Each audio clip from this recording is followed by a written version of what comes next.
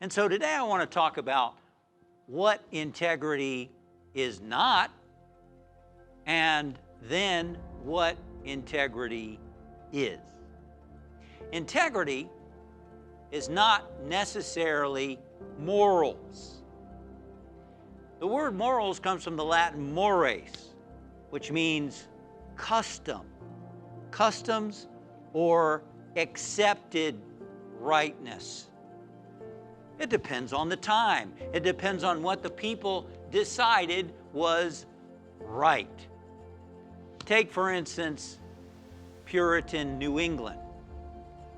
In those days, it was illegal for a woman older than the age of 16 to talk in church.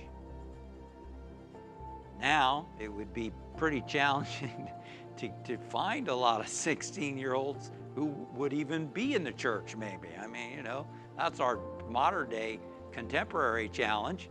Here's another one for you. In that Puritan New England, it was a morally wrong and illegal for a husband to kiss his wife in the front yard. Oh my, how horrible. Can you imagine what they would think today watching television? Oh my goodness.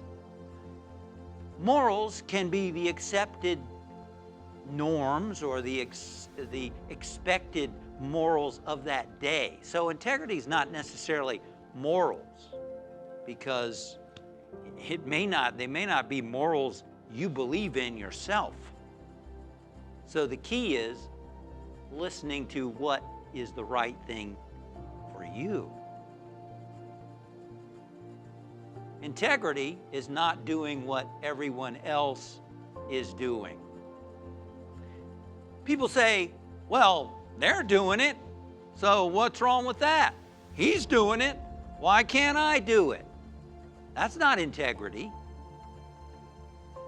Jesus had one of his disciples, Peter, approach him and say, well, what about him? You know, why is he doing that? Jesus said to him, what's that to you?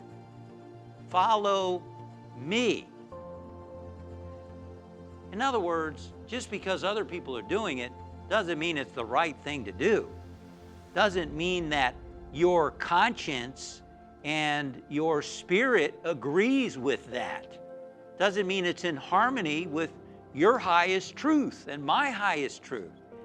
Essentially, when you interpret that metaphysically, it's not what everyone else is doing, it's what your spirit, the Christ within you, the God within you, as the Bible says, the law written in your heart tells you to do. Thank you for watching.